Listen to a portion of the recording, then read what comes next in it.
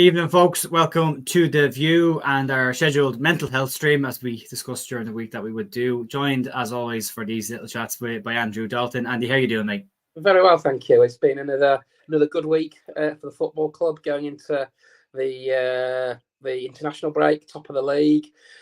Breaks come at a good time. I think we just have to hope that the Wales-Finland game passes with no injuries to anybody. So that goes for Glenn Kamara as well. Don't be going into any tackles with Ethan Ampadu, Joe Rodon, Conor Roberts or Dan James. But breaks come at a good time.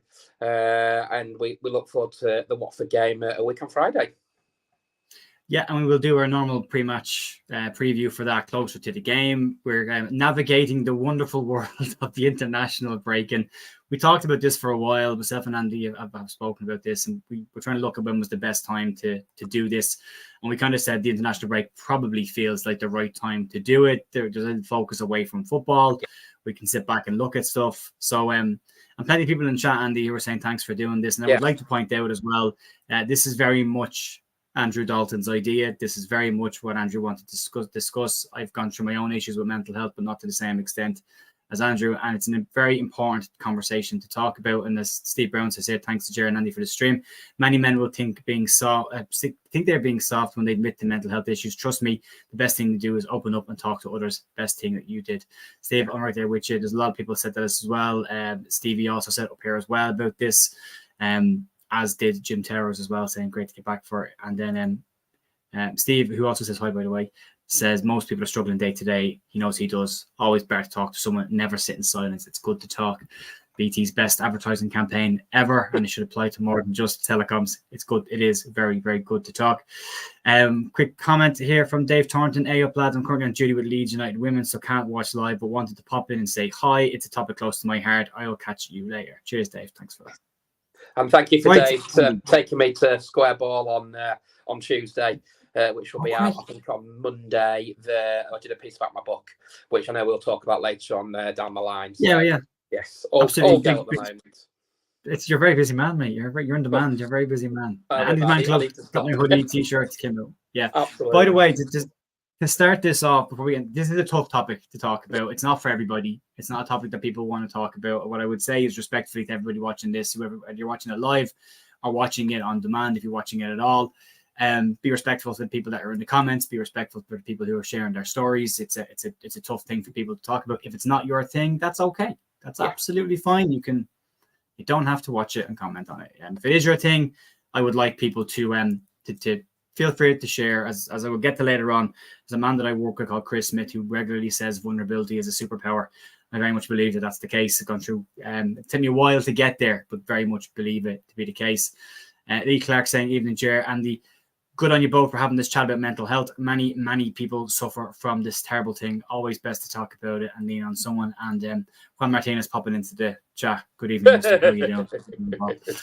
Yeah, lots of people saying the same thing. Robin, very important. I have issues with depression and opening up. I find there's a lot of others who have similar problems. We're going to talk about this in a lot of detail. We're going to give you some statistics around this as well. But what I will say first and foremost is if this is a topic that you're suffering with, if you are having a tough time, the numbers that are down in the description and Andy's Man Club email is there, as well as the phone numbers for the Samaritans in Ireland and in the UK. The same number, actually, just it's a different number if you're in another country. But then why would you be ringing Ireland if you're in the UK? If you're in the UK, the UK number is there for you. If you're in Ireland, the Irish number is there for you as well. So if you are having a bad time of it, there's always something to talk about. Go see someone, go talk to someone, reach out. There's plenty of services around as well. Spend 5 seconds on Google, you will find someone to speak to. It is very important that you do. If you are struggling, don't struggle. Correct. Go talk to somebody. Very, very important. I know it's easier said than done, but we are going to cover some stats. But top line stuff, Andy. Yes, it's a massive thing for me, mental health, Jen. I'm really honoured to be able to come on and sort of talk about my life experiences, and it's something that is close to my heart. I'm on antidepressants every day to sort of help me through each day, and thankfully I'm not the person I was sort of 12, 13 years ago when I was in a really dark place, and I will come to that in a bit, and I contemplated suicide, and it was hard back then. I was in a job that I hated, that I didn't enjoy. I was getting bullied quite a lot at work. And as I sort of say to people, the stigma on mental health 12 years ago wasn't what it was nowadays because people just brush it off. And it's funny that you should say sort of taglines like "man up" and things like that.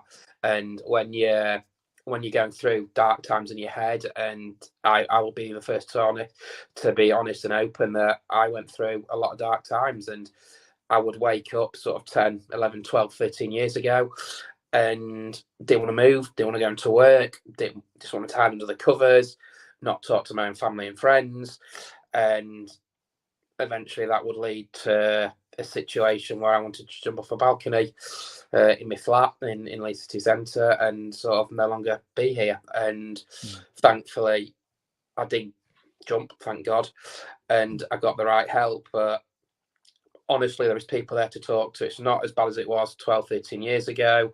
For me, I think more should be done at a very early level about mental health because it's very prevalent in the news nowadays, and sort of especially in sport as well, massively with mental health issues.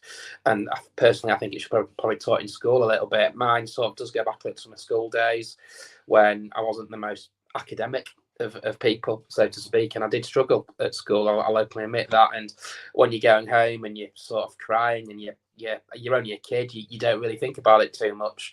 But when you sort of grow into a bit of adult life and you're getting dark thoughts and you're getting thoughts in your head like you think you're useless, you can't do this, you just don't feel like you've got any use in life, and you come very close to ending it. Now, thankfully, Jay, I'm still here today, and I'm very honoured to still be here today. I've got a wonderful partner in Emma. I've got 4 books, another one coming out in June. I've got a fantastic quiz night. I've got a fantastic job that I thoroughly enjoy, and I've got some other friends and family. But turn the clock back 12, 13 years ago, I felt very lonely, and I felt like the only way out was suicide. And I always had thoughts in my head where I would want to run under a bus, and what would life be like if I wasn't here, and what would it be like? Would people really miss me? And this, that, and the other. And so many thoughts do go through your head. And I just want this opportunity sort of tonight to talk candidly to the viewer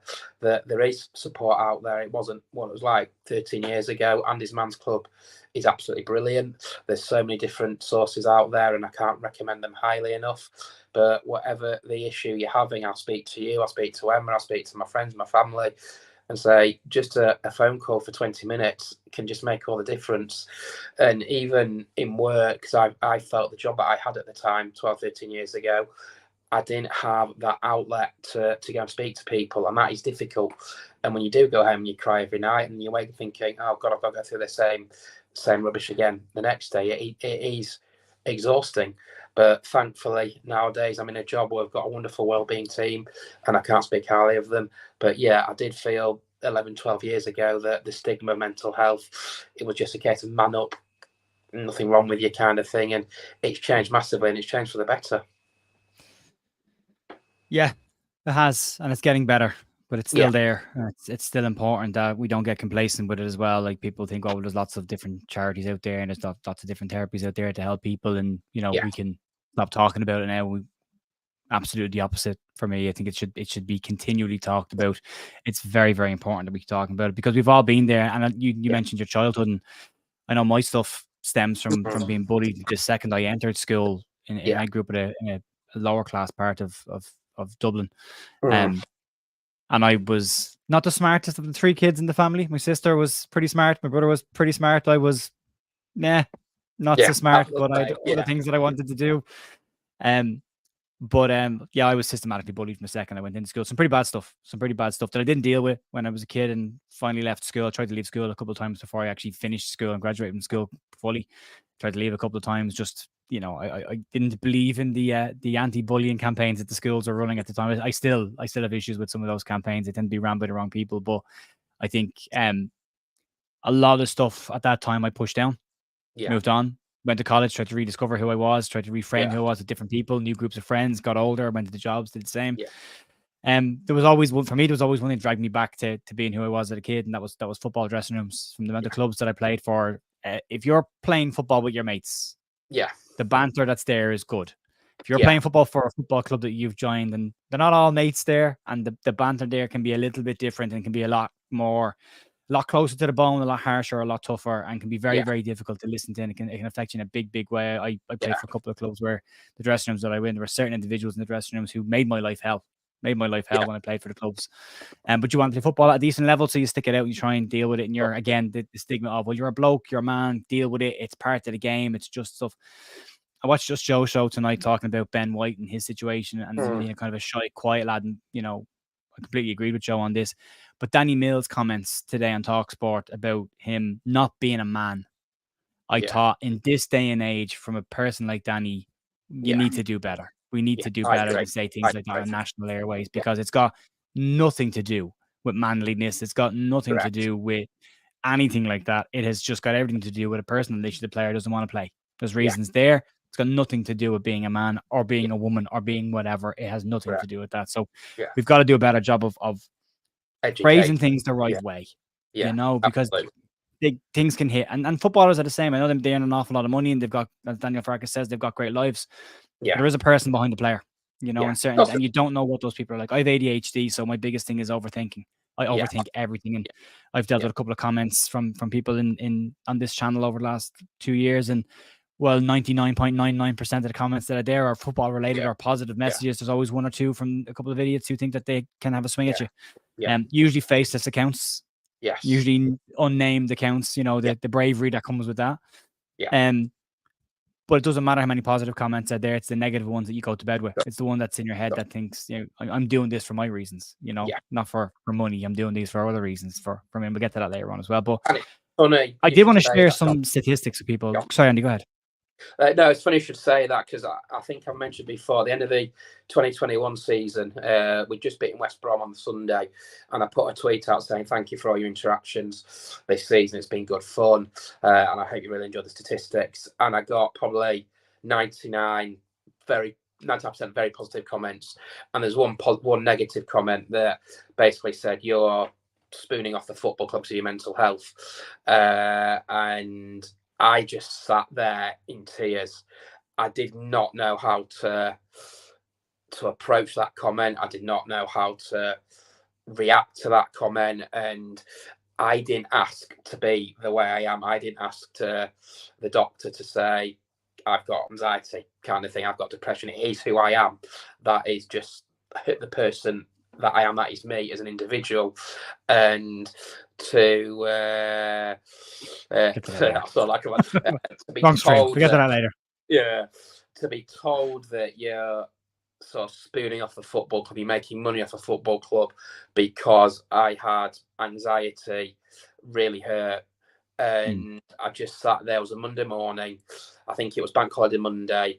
I also didn't have work that day. And I just sat there in a flood of tears. And I did not know how to sort of understand why someone would say something like that. And it's a faceless account. And I also remember coming in one day from, I think, a friendly match that Leeds had played in the summer 2015, and one comment on social media said, go and hang yourself. And I'm just sort of sat there thinking, wow, these are faithless accounts.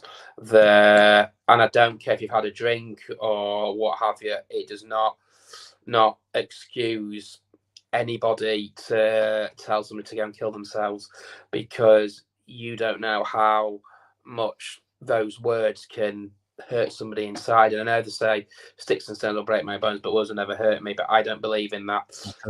If you see words like "go kill yourself," it's very hard hitting. And again, that thread went on for about 4, 5, 6 hours, because this was in the days before you could become private on social media, and before that you could sort of block accounts and what have you. And I remember sat there, and I remember the individual. I'm not going to name the individual, because hopefully they've grown up in 8 years. But I wasn't strong enough to sort of challenge that, because I was just sat there in a flood of tears. That whatever I do in life, I will give 110%, whether it be my work life, my personal life, and professional life. Whatever I do, with the different strands that I do, I will always give 110%. And for someone to say, go and hang yourself, and B, you're sponging off the football because of your mental health, is very hard to take. And yeah, it's very difficult because you can see 999 really positive comments, but if you see one negative comment, it's that negative comment that lives with you. And especially with footballers, yes, there might be footballers, but they're also human beings, and there is a person behind each footballer, and footballers do struggle. A lot of footballers, whether you're young age, just making a breakthrough, and you've got money, don't know how to deal with it, with a fame and fortune, or if you're coming to the end of your career, it's notoriously tough. And it's not just footballers; everybody in jobs sort of suffer. And I think I always wonder if I do have a bit of PTSD, because obviously I struggled at school quite a lot, and when I get criticised, I take criticism to heart, and that's unfortunately just me as an individual. But suicide is a very tough subject to kind of talk about, and I just wanted to come on here and sort of share my experiences and how I've thankfully come out the other side. We're all very grateful that you have, Andy, and everyone who goes through and comes out. There's a couple of comments there. One that I wanted to come back to from Karen. Karen saying, "I'm trying to get support for my son. He's feeling suicidal. His doctor knows this, and as so does the mental health team. No help for him as of yet. It's been a week. I'm having to watch him like a hawk." Karen, there are some numbers down below in the description. You can check them out as well. One is Samaritans, but you can contact Andy's Man Club as well and see if it's something that they have branches all over the country in the UK. Maybe it's something where he can go and just sit around like-minded people and talk. But it's I know it's not as straightforward or as easy as that. But there is support out there. There are also counselors, therapists. I went to a psychotherapist, which is an intimidating name to say out loud. But what a psychotherapist does is give you feedback. And I went to see one on the back of my partner Jess giving me advice. I had a little bit of a breakdown a couple of years ago. And she advised me to go and talk to this person. And for me, it was what I needed. I needed someone to give me feedback and tell me basically what's wrong with me. And that's how I approached it to her. I was like, I just don't know what's wrong with me. I'm angry all the time.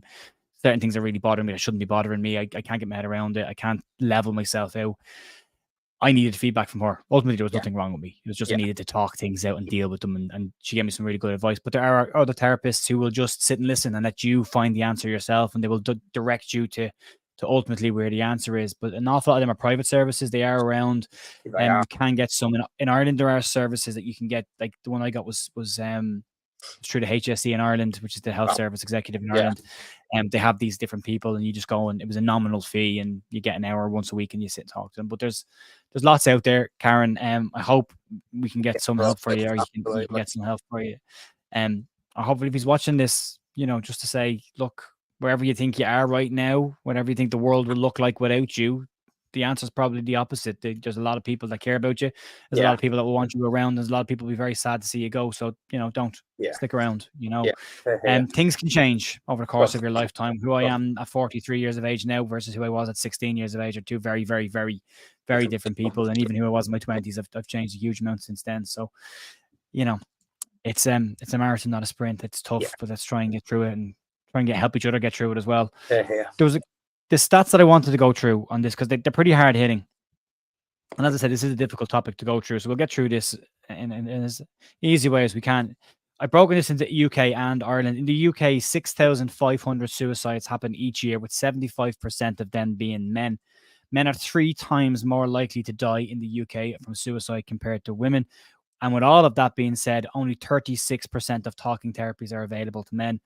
3/4 of all adults who go missing are men in the UK. 87% of rough sleepers in the UK are men. And men are 3 times more likely to become dependent on alcohol or substances to deal with depression. In Ireland, less than 20% of men over the age of 18 who experience mental health issues will ever seek help. 61% of self-harm, suicide, or poisoning deaths in Ireland are in men. 80% of total suicide deaths in Ireland are men. Suicide is the most common cause of death for amongst people aged 15 to 34 in Ireland. And again, 80% of them being men. And in 2020 in Ireland, 1 in 10 deaths was related to suicide towards mental health. So it's huge. It's not small. It's not a minority. It's massive. It's absolutely massive. Yeah. And people need to look after each other. We need to be careful what we're saying. Unfortunately, there are good people in the world, and there are some people who are not so good, and those people are dealing with their own stuff as well. So some of the lashing out that unfortunately some of us are on the receiving end from comes from people who are suffering from stuff themselves. Yeah. And it's just unfortunate. It's in people, and it needs to be a little bit more relaxed. People need to talk about it, be more comfortable to talk about it as well. It's not the fact. There was a brilliant video. I got really emotional watching it. Norwich City put a video out at the start of the season about these two men going to a game, and it was check on your neighbor kind of stuff. But one of the guys was all talk, the other guy was completely silent. The first guy was coming in asking, "How was your weekend? What'd you get up to? Are you coming here next week? How's the missus? I was doing this. Are you doing this?" And then one week, the guy that wasn't saying something is the guy that's still sitting there, and the guy who was talking is gone. And it was a suicide related thing, and it says basically, sometimes people are actually reaching out to talk about stuff. You might be a quiet person. It's not always the quiet people who are suffering in silence. Sometimes it's the people that are really keen to talk about what's going on in their life, just need someone to talk back to them. And that's the way that they approach it by, how was your weekend? Please ask me about mine. That's kind of the way it is. And I thought Norwich did a cracking job with that, and a huge amount of credit for, again, a difficult topic. They framed it perfectly, and I saw non-Norwich fans and friends of mine sharing it around. And it was really, really important to do. So there's a lot of stories in the chat. I'm trying to keep up with the chat. There's an awful lot of stuff there we're trying to get through. Andy said, spotting suicide thoughts. Husband told wife how to use the central heating in great detail. He hung himself the next day. He was putting his house in order. It's a sign. Jeez. Yeah. Akam Tony, this is the reason I think LUFC should be a charity club. Footballers are also people. We support them through the bad times. Example, Dallas, and we forget profit. Let's support them. Let's support everybody, mate. You're dead right. Yeah. From Martin, when I was young, mental health was not a big issue for us now, but life was simpler. It's now the additional pressures of social media as well. I'll give you a stat that scared the crap out of me, and I'll be very frank. It's got nothing to do with suicide, but it's got to do with just general life and being overwhelmed. I work in learning and development, so I work for a tech company. My job is a trainer, essentially. I do digital training now, but I used to do face-to-face training. And my colleague, a guy called Chris Smith, who is, again, as I said, he's the guy that says vulnerability is a superpower, and talking to him over the years has really helped me to deal with my stuff and to talk about it more openly. But he actually had another guy on one of our training calls who was just an expert in learning and development and training. And he said, if you go back 100 years, a very highly, highly educated person will have maybe taken in 1 petabyte of data into their brain in their entire life. On average, people nowadays take in 1 petabyte of data per day. Yeah. Per day versus your entire life. So it's very easy to become overwhelmed by things. It's very easy to be distracted by things. It's very easy to feel pressure and have one thing just pile on top of the other. Yeah. And that can happen without you even realizing it's happening. And then there's a moment and that happened. And they want to talk about your story a little bit. The stats are there for everyone. Go check them out. If you're in Ireland, irishtimes.com have a really good piece on mental health and some good, interesting numbers there as well. If you're in the UK, I just looked up the UK sites. The second you put in mental health and men in the UK, all of a sudden there's just so many services that pop up, and go check them out. But Andy, I wanted to have a chat about your story in a bit more detail, if you're comfortable with that. And talk us through the scenario around it and how you dealt with it. Yeah, it kind of started for me, I think, sort of summer 2010, where I hadn't been sleeping great. I'd be waking up silly o'clock in the morning. I probably had work on my mind because I'm that kind of individual that I always wake up early and I start thinking, what have I got to do the next day? Whether it be 3, 4, 5 o'clock in the morning. And gradually that got kind of worse and worse, and I kind of got quite fragile. And luckily I kind of found myself towards the back end of that year. I was writing for the club program at the time, which really helped me. Paul Hughes was massive in doing that and helping with everything. And then slowly but surely, sort of 2011, 2012, I got worse. And I actually think, listening to what happened to Gary Speed, God rest his soul, Covey, made me realise that I was struggling. And obviously we all miss Speedo for what he did. Leeds United, Newcastle, Everton and Wales, amongst others. And it was from then on that I wanted to go and seek help because I was battling my own demons. And it got to sort of March 2012 year and I'd had enough. I'd literally had enough. I was struggling at work in a job that had got gradually worse. I was getting bullied at work, and because of where I worked, and I'm not going to name the company because I'm not kind of into that situation, but I struggled and I had no one to talk to. We didn't really have an HR department, and I remember going home on the night just in tears every night, and I thought to myself, what would life like if I wasn't here? And that kind of tipped me over the edge, and I was living in an apartment in Leeds city centre at the time, and I got one foot over the balcony, and it's something I'm not particularly proud of, but I looked at it and I thought, it's not worth it. There is help out there. And the first thing I did on that evening is rang my parents and said, look, I need help. I really, really need help. I am really, really struggling. I'm struggling with work. I'm struggling sort of eating, health-wise, body-wise. And I need something to sort of turn my life around. Now, we got in contact with a counsellor at that particular time, and they were really, really, really, really good. And that they sort of helped me for the first 6 weeks. And then I got in contact with Pitch Publishing, and a guy called John Howe, who has done some really good stuff with Leeds United, and that gave me a focus on my first book, which was Leeds United Top 100, a vote for Leeds United players. And I think, from my perspective, having a little goal in your head to help to keep going every single day is massive. And from being in a situation where in March 2012 I wanted to kill myself and end my life, which is quite tough to look back on. It's something I'm not particularly proud of, to 9 months later to have a published book out with my name on it, with John's name on it as well. I did a wonderful job with the narrative, was something I was quite proud of. And that was kind of my embryonic moment, so to speak, that I knew I had to seek help. And thankfully I got help. I sat in a room with a counsellor and probably broke down because I probably needed to get quite a lot off my chest. And from there on in, I've been on different tablets down the years. I remember sitting in the doctor's surgery saying, you've got severe depression, and they told me that I had the severe depression, and I just broke down in tears, because this was 2010 when I first got told, sort of 14 years ago. I was 25 years old, mid-20s, and you don't expect to be told that you've got that, and you've got anxiety. I've also got sort of autism and a bit of Asperger's as well, and that is hard to deal with, especially when you're in a work environment, and some workplaces didn't quite accept that was who I was. And to me, I think having the adjustments there, and nowadays, thank God, the job that I'm in is absolutely brilliant, and they help me so much with my routines and what have you. So it took me a while. I then went to different counsellors over the years. So I'm still on antidepressants nowadays, and I think it's vital, if you are diagnosed with antidepressants, in my opinion, to take them, because they do put me on kind of a level playing field, so to speak. Yes, I still have my bad days. I don't shy away from having my bad days. We all have bad days. It's very difficult to be on top form every single day.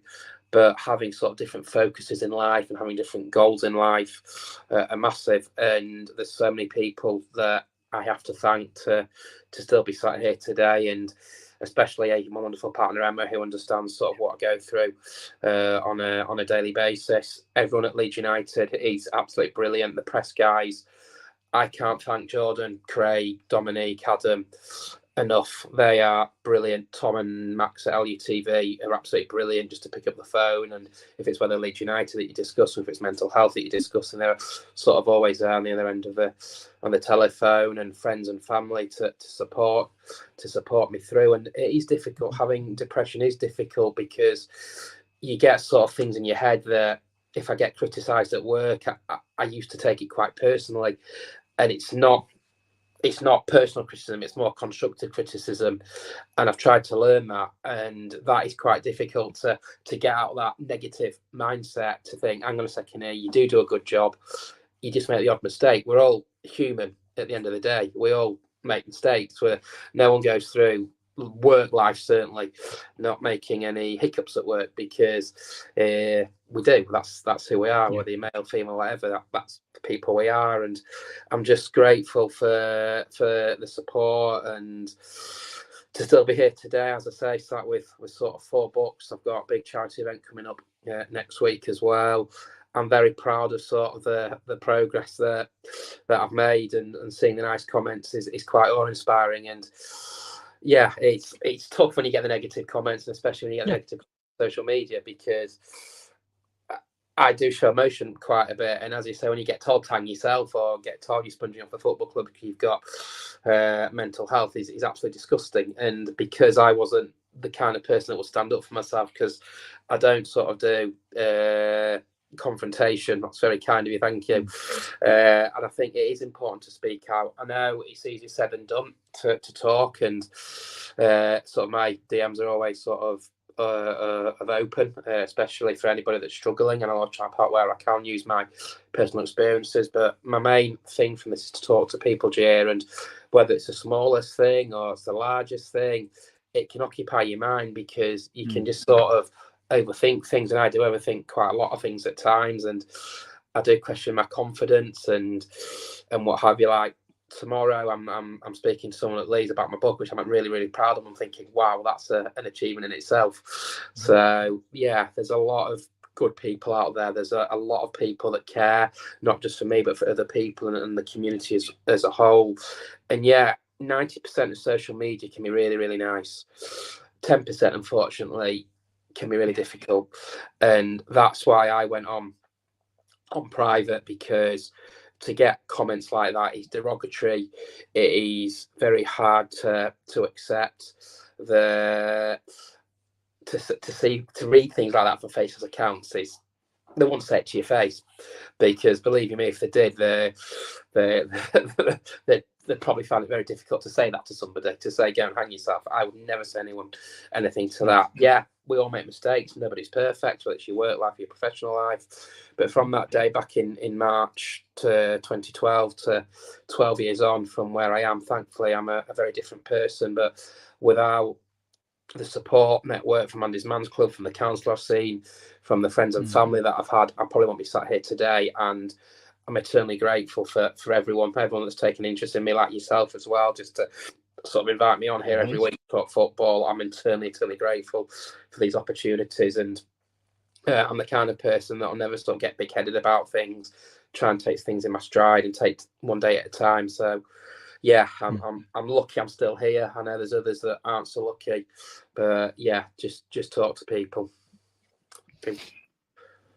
Yeah, I mean, it's when you're in those situations, you're just hoping that the clearing of the dark mist in front of you comes sooner rather than later, and you can see that moment of clarity where you're like, I'll pick up the phone, I'll ring my mum, I'll talk to my dad, I'll ring somebody.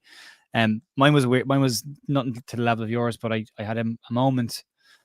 I was coaching at a football club, local enough where I am, and I'd been there for a couple of years. I was really enjoying it. I players that played for me will tell you I didn't look like I enjoyed it because I was angry all the time, but they were a great bunch of players. I loved coaching them. I loved managing a few of them for the reserves, and I managed the reserve team.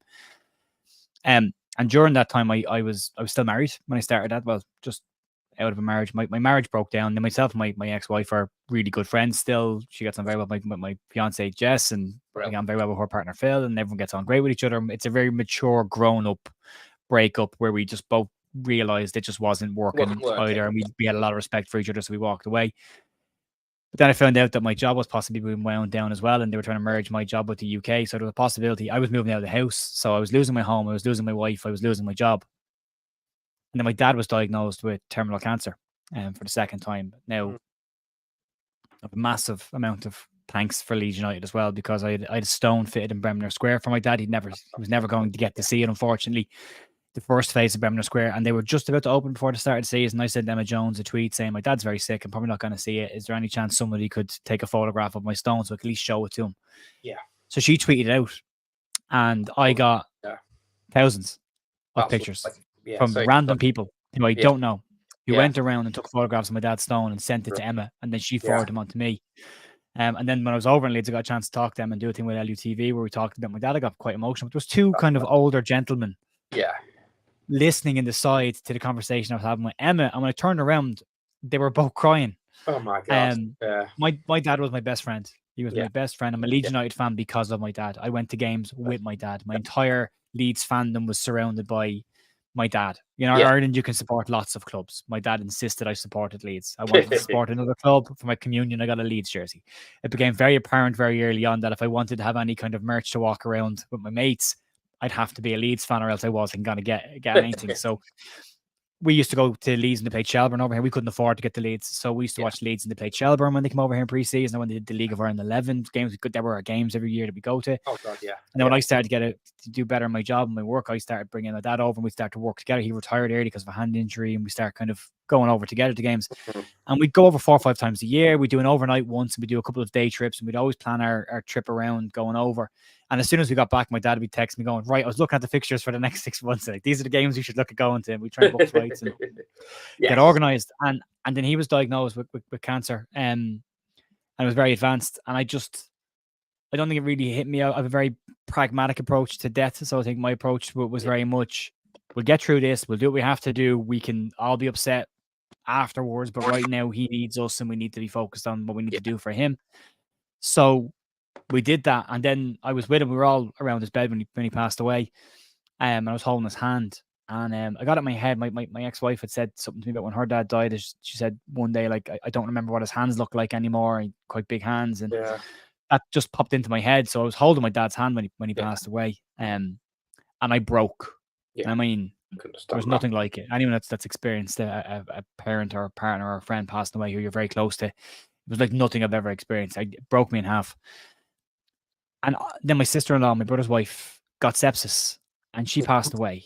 And all of this, the marriage, the house, my dad, my sister-in-law, all happened in 6 months. Christ. Yeah. And about a year, 12 months, give it 12 months. And I was trying to buy the house that I'm in at the moment. I finally got it sorted. And I moved in here on my own. Like, I moved in here on my own. I had one sofa, I had my TV and a bed, and that was it. Yeah. And I think the first night that I sat back and closed the door was when I realized this is it. Like, you're on your own, pal. Like, this is it. And my dad was my phone call every single day. I used to work on the road quite a lot. I was a rep. Used to go on training in stores. So I'd be in the car in the morning, ring dad. Transfer windows. We were on the phone 3-4 times a day. This is happening. This is happening. You see this in the paper. This is happening on Sky Sports. This is breaking. My mum would be driven mad with the two of us ringing each other, just going, "What's the situation here?" Like, I heard this about Leeds. It always Leeds. And then it was gone, like a light switch. It was just gone. And it took me months to take his name off my dashboard of the car. I think I changed the car, and that's how it came off. I got in the car 4 or 5 times and hit his name out of reflex straight away. I just pressed it to ring dad. That was a thing in its own. Yeah. And then out of nowhere, the management team that I've been working with in this football club that I was telling you about it was starting to come to an end. We weren't all getting along with each other anymore. And it was a shame because I have a lot of respect for a lot of people. And then it's a shame it ended the way that it did. But I had told the club I'd stay on the following season. They were leaving. I was going to leave. Then I said, no, I'll stay on. If you want you to do the first team, I'll do the first team job. And on the final game of the season with the reserve team, I met the lads in the pub and we had a drink afterwards, and I got in the car and I was driving home. And I must have been gone out of the pub 10 minutes when I got a text message that said I was basically from the manager who was leaving. He decided to stay on, but was moving on without me. God. And so I got sacked by text. We had a promotion, a cup final win. The reserve team was managing a kind of cracking season. It was only going to get better. Young players were coming through. It was all going really well. And it hit me like a ton of bricks. And then I came home, and that was my kind of my thing to grab onto. That was like 12 months later, or even 13 months later. It was into COVID. Just not the COVID. Yeah. And that was the breaking moment. I went out for a walk with Jess and the 2 dogs. We think we were only friends at the time. I mean, long story, me and Jess, we met on first dates, became friends. Brilliant.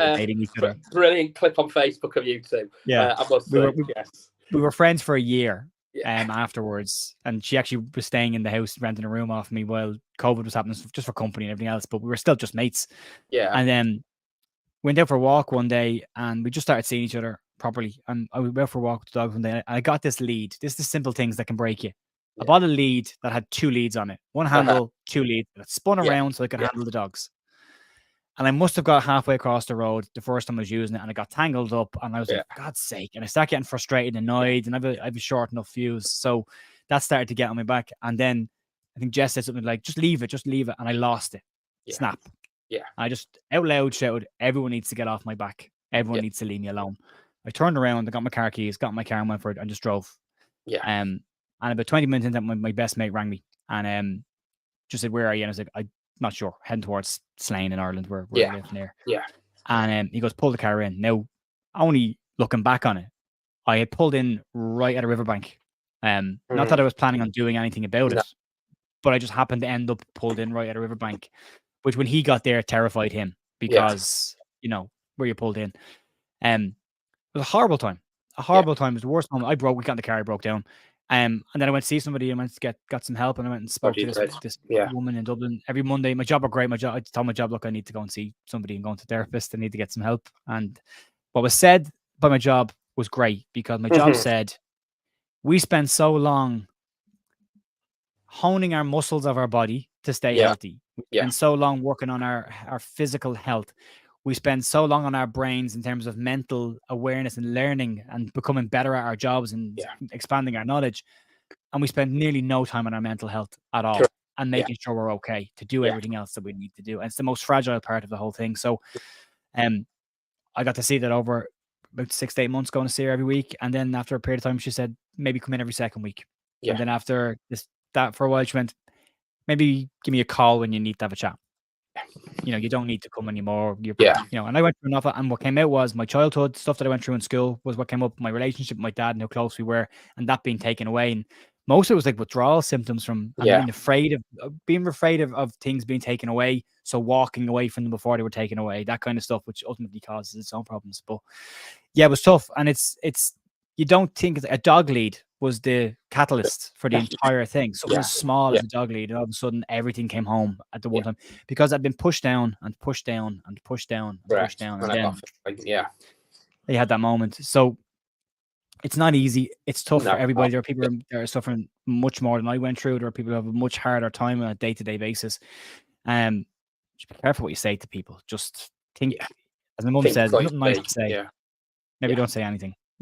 Think about it. Think twice. But there is. It's important to share these things as well when you're talking to people. It's important to share your problems, what's going on. If someone says, "How are you?" That's a license to tell them how you are. How are you? I'm all right. Are you sure? No, I'm not great. Do you want to grab a coffee? Grab a coffee. And amazing. Just an ear. Just take it away from you. Take sort of the edge off it a little bit and just talk to people, because talking saved my life. Yeah, it does. A lot of people saying similar stuff as well. Steve Body as well. Steve in New Zealand. How are you doing, Steve? Been through a lot as well. He was bullied in school. I've got some comments, Andy, that have started that I wanted to kind of just bring up for people. First one's from Off the Grid. Thanks, Jer and Andy. I belong to a 12-step program, which is talking therapy. So hats off to you. It's also been 3 years to the day that my oldest son took his own life. Great to cover this illness. I hope you're doing okay as well as you can be, mate. And I hope your family are okay. And I'm really sorry to hear about your loss. Steve, Stats Top Man, really look forward to you on all platforms on YouTube. Come on, Steve. Hey, at Stats, my first game. Oh, that was a question I've saved for the end. We are gonna ask you a stats related question at the end of this trip, right? White Snake Bites, who is Steve Body. He's got his own YouTube channel. You should check it out. Steve kind of reviews the content creators, which I love. I listen to Steve at least. He puts out a video once a week, and I listen to it on my dog walk every week, and it keeps me company. So, and he's got a lovely. His wife has a lovely channel called Arya the Rescue Dog as well, which is a nice channel as well. So you can check them out if you want to. But Steve said, I've always been accountable for my actions and hence my conflict. I am trying to fit into a world that's become foreign to me, and I fear that I will lose myself. You won't, Steve. You won't lose yourself. The world is changing at a rapid pace. Some of it's for the good, and a lot of us come from the old school of being told that men need to be strong and shut up and push things down and get on with it, and that was wrong. It was just wrong. Steve would not say that the art of bullying and manipulating circumstances to suit an agenda that affects other human beings is totally unacceptable. I've faced this numerous times in my life. Steve suffered from bullying in the workplace, which is even worse thing to do. Like you got to do a job just to keep your family keep your family full stop, and you get that kind of stuff. Renda, these accounts are meaningless, and unlike you both, I'm not making a living of social media, but having to remember that the thing that you do, it brings you joy and helps others. Stats, stay strong, Andy. Top bloke. Yeah, that's the reason I do the YouTube channel, by the way. This was to replace me missing my conversations with my dad every day. That's the reason I do the YouTube channel, is to talk to my dad. Yeah, everyone's got different techniques, and it helps people, whatever strategies people use.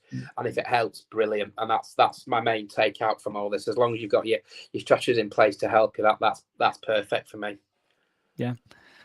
Final couple, Matt Oates, the Norwich commercial targeting men's mental health will give you goosebumps. Incredibly impactful. It really is. Jesus, it's unbelievably impactful. And then better every day. When will we understand that saying you've got depression is just the same as saying you've got a broken leg, mate? It sounds simple. It is simple. People are kind 99% of the time. Somebody else said it there as well. You know, people will avoid stepping on your broken foot.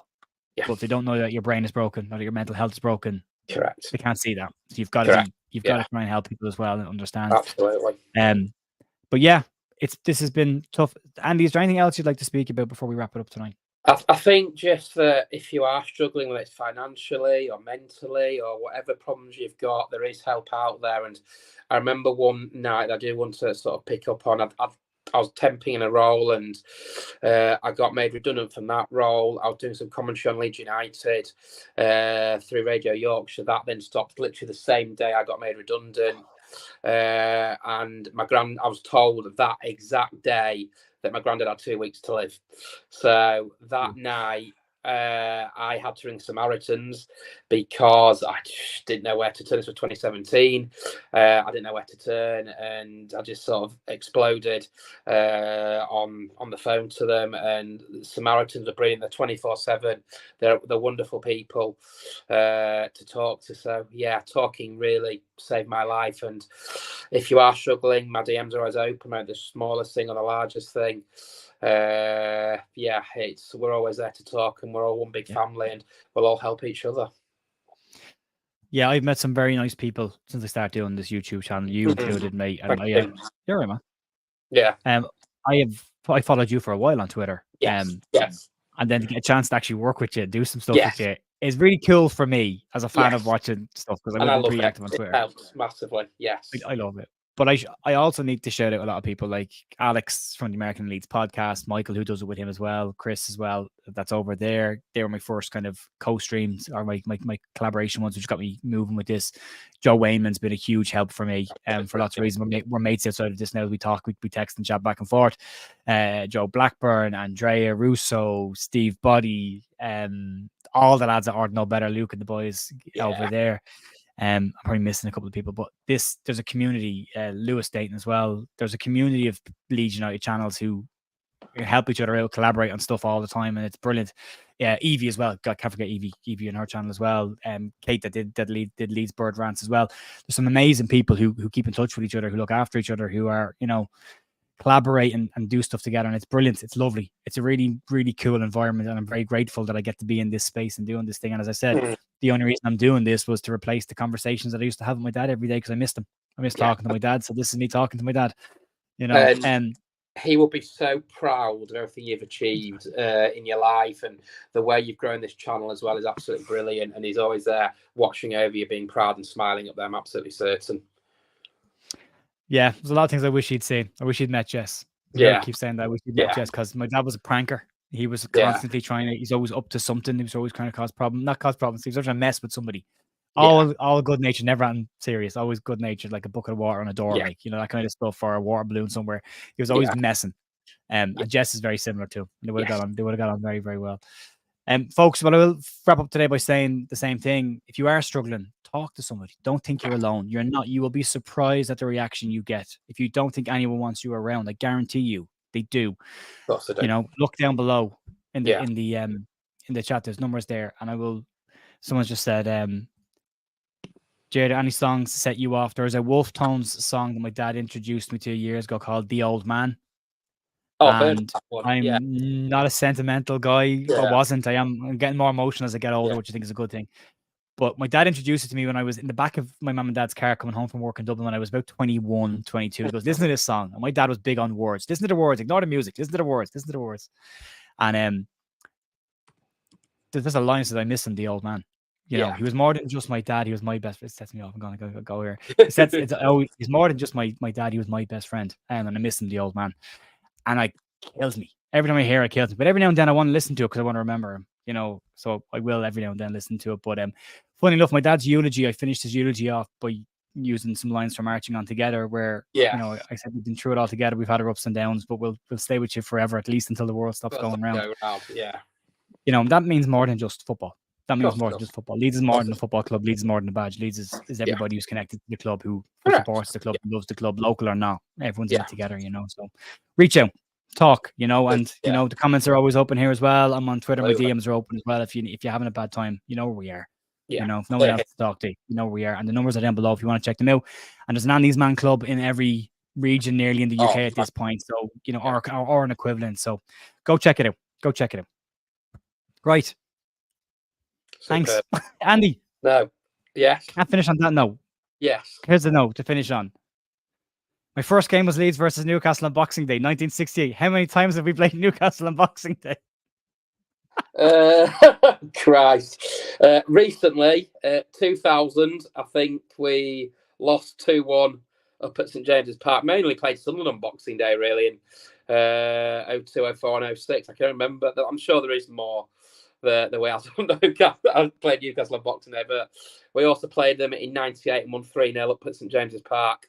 Hasselbank, Harry Kewell and Lee Bowyer got the goals. So they're the two off the top of my head. That's looking at absolutely nothing. So yeah, they're the two. Yes. So thank you. Folks, massive thanks to everyone. That's my dog. Thanks for finishing now. There's a little head popping up here now because she's like, "Oh, we're done. We're going to throw a ball around now." Are you okay? We'll go now. Super. The fact that you cannot talk about your sorry, the fact that you cannot talk about that is commendable. Appreciate that, mate. Thanks, Steve. Top bloke. Top bloke. Super. We wrap it up. Normal program resumes tomorrow, so we're back with the news in the morning. There is a 6 p.m. tomorrow night. There is an Academy View with Jerry McDermott to look at what's going on in the Leeds underage setup there at the moment. Jerry keeps his finger on the pulse. He's well connected. Used to be a scout, and is well connected with people with Leeds, and had a recent trip over to Yorkshire with some of the guys from the Galway. Some of the Galway young underage teams. More detail and proper detail from Jerry tomorrow night.